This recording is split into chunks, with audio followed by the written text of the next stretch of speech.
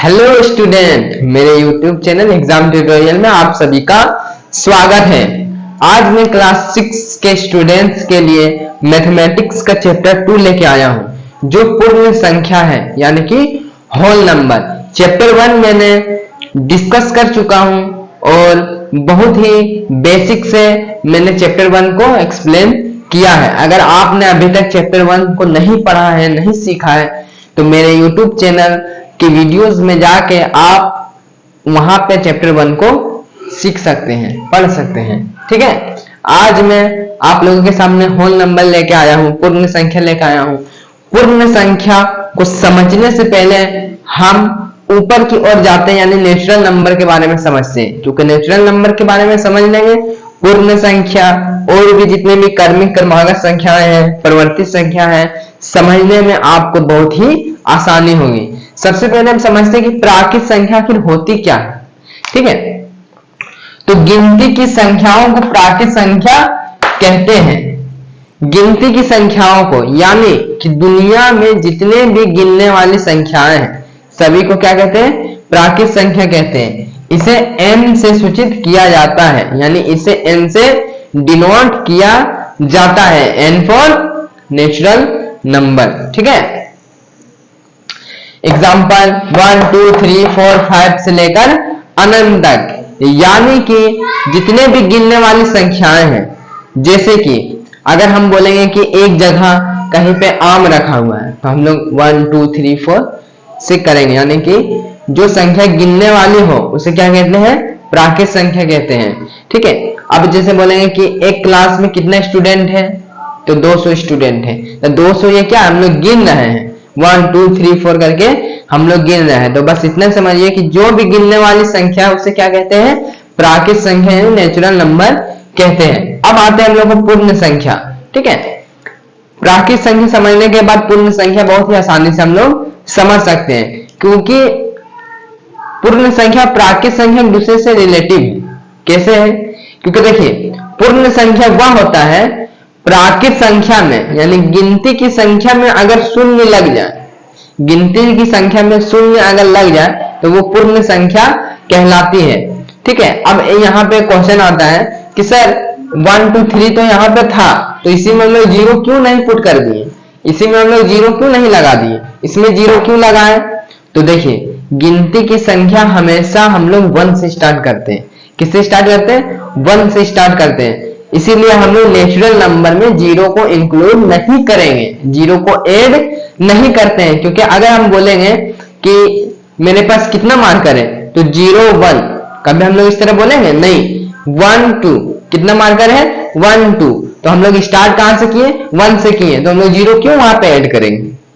ठीक है, जैसे अगर हम लोग को बोलना है कि इस बेंच में कितने स्टूडेंट्स हैं, 1 2 3 4 5 स्टूडेंट्स हैं, तो हम लोग स्टार्ट कहां से किए? 1 से स्टार्ट किए। ठीक है, हम लोग 0 से स्टार्ट नहीं करते हैं। जैसे 5 रुपए है, तुम्हारे पास कितने रुपए हैं? 5 रुपए है, 1 2 3 4 5, तो हम लोग गिनने वाली संख्या हम लोग कभी भी शून्य से स्टार्ट नहीं करते हैं। इसी कारण से नेचुरल नंबर हमेशा 1 से स्टार्ट होता है। ठीक है, लेकिन पूर्ण संख्या क्या है कि गिनती की संख्या और शून्य मिलकर, यानी गिनती की संख्या यानी नेचुरल नंबर और शून्य मिलकर क्या बनती? पूर्ण संख्या बनती। इसे W से सूचित किया जाता है, मतलब W इज होल नंबर। ठीक है, एग्जाम्पल 0 1 2 3 4 5 से लेकर अनंत तक, यानी नेचुरल नंबर 1 2 3 से स्टार्ट होगा और होल नंबर क्या है? 0 इंक्लूड हो जाएगा, मतलब 0 1 2 3 4 इस तरह करके अनंत तक। ठीक है, प्राकृत संख्या पूर्ण संख्या अच्छी तरीके से आई होप आप लोग समझ चुके होंगे। अब आते हैं हम लोग क्रमिक या क्रमागत संख्या। इसको क्रमिक संख्या भी बोल सकते हैं और क्रमागत संख्या भी बोल सकते हैं। लगातार आने वाली संख्याएं, लगातार आने वाली संख्या देखिए 5 6 7 8 लगातार आ रही है। लगातार आने वाली संख्याएं जिनके बीच कोई प्राकृत संख्या ना हो, जिसके बीच कोई प्राकृत संख्या ना हो। जैसे देखिए 5 और 6 के बीच कोई भी प्राकृत संख्या नहीं है। क्यों नहीं है? क्योंकि 5 के बाद 6 आता है, तो उसके बीच में कोई प्राकृत संख्या है कि नहीं है। फिर देखिए 6 के बाद 7, तो 6 के बाद 7 एक प्राकृत संख्या, लेकिन क्या उन दोनों के बीच कोई प्राकृत संख्या है? नहीं है। फिर देखिए 7 8, इन दोनों के बीच कोई प्राकृत संख्या है? नहीं है।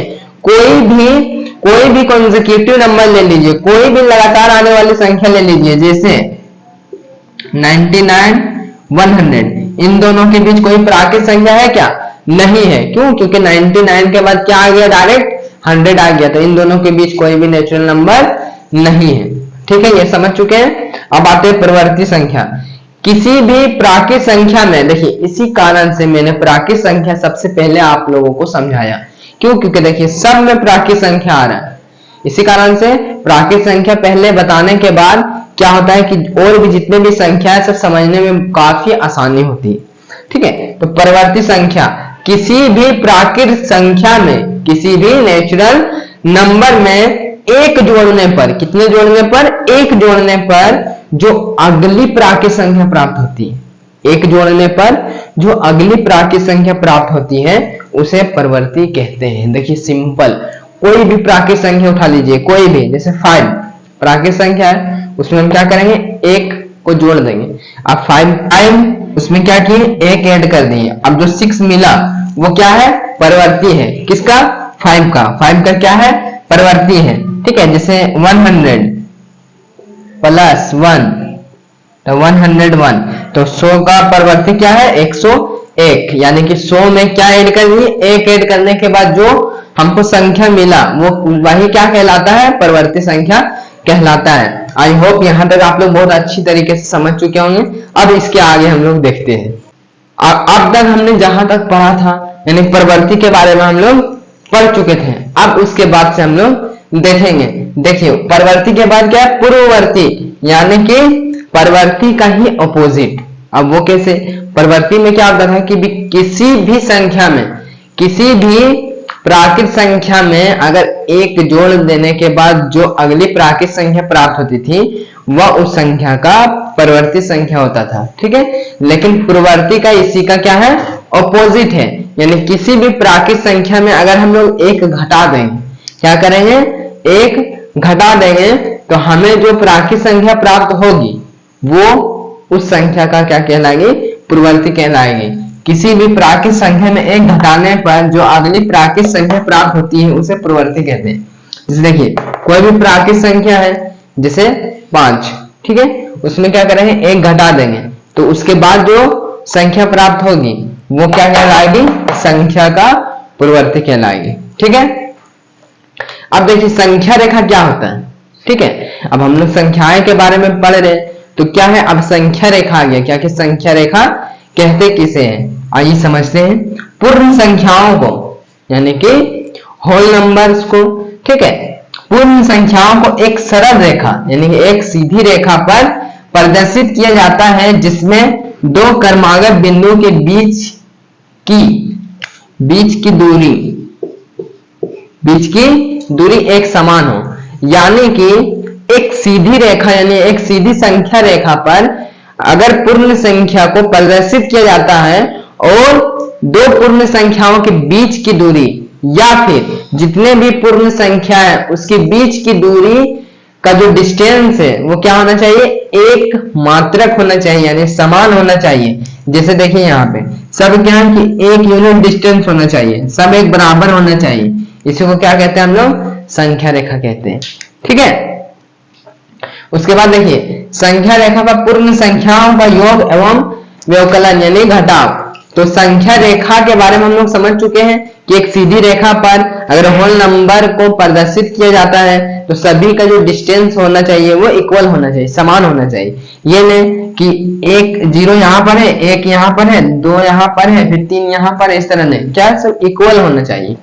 ठीक है, संख्या रेखा पर पूर्ण संख्याओं का योग एवं व्यवकलन यानी कि घटाव। अब संख्या रेखा पर क्या है कि पूछ देता है कि संख्या रेखा पर योग बताएं और व्यवकलन बताएं। जैसे दे दिया कि 2 + 5 को संख्या रेखा पर दर्शाइए, तो कुछ नहीं करना है, बहुत ही आसानी से हम लोग इसको बना लेंगे। जैसे सबसे पहले क्या बोल रहे हैं? 2, हम लोग 0 से 2 चलेंगे यानी कि 1 2 यहां तक चले। ठीक है, 2 पर पहुंच गए हम लोग, 2 पर यहां पर आ गए। अब क्या है? उसके बाद 5 है तो यहां से 1 2 3 4 5 कहां पहुंचे? फिर 7। तो देखिए 2 + 5 क्या आता है? 2 + 5 7। देखिए हम लोग संख्या रेखा से पता कर लिए कि 2 + 5 क्या होता है? 7, ठीक है। अब ये तो ऐड हो गया। अब क्या है कि कभी कभी सब्ट्रैक्ट भी पूछ देता है कि बताइए संख्या रेखा पर घटाओ, तो दे देगा कि 6 - 2, कुछ नहीं करना है, ठीक है, कुछ नहीं करना है, बहुत ही आसानी से हम लोग बना लेंगे। सबसे पहले क्या है 6, तो 0 से हम लोग क्या करेंगे 6 जाएंगे, जो जहां बोलेगा सबसे पहले वहीं पे जाएंगे। इसमें कहां पे बोला 2 पे बोला, इसलिए सबसे पहले हम लोग 2 पे गए, फिर कितना बोला, फिर +5 बोला, मतलब वहां से ज्यादा, प्लस मतलब ज्यादा, कितना ज्यादा 5 ज्यादा, 1 2 3 4 5, क्योंकि हम लोग इधर क्या होता है बढ़ता है और इधर क्या होता है घटता है, ठीक है। तो उसके बाद देखिए शुरू में क्या बोल रहा है 6, हम लोग 6 में आ गए। अब बोल रहा है कि पीछे चलना है 2, यानी माइनस, +5 मतलब कि ज्यादा और -2 मतलब कि कम।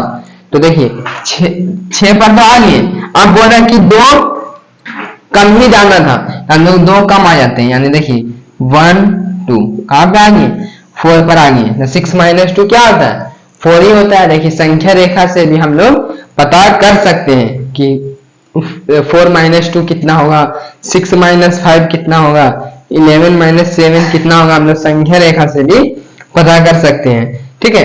अब जैसे देखिए प्लस और माइनस में कंफ्यूज नहीं होना है कि प्लस रहेगा तो हम लोग पीछे आ जाएंगे कि नहीं, क्योंकि आप ऐसे समझिए कि अगर हम लोग कहीं जगह पे गए हैं और अगर किसी से पूछ रहे हैं कि वो जगह कहाँ पे है, ठीक है, जहां हमको जाना है, वो बोलेगा कि अभी 2 किलोमीटर और चलना है और आगे है, मतलब कि अभी हम कम ही गए हैं और हम लोग को क्या करना है और 2 किलोमीटर आगे जाना है, हम लोग क्या करेंगे आगे जाएंगे। अब क्या है कि जहां पर हम लोग को पहुंचना था उससे हम लोग 2 किलोमीटर आगे पहुंच गए।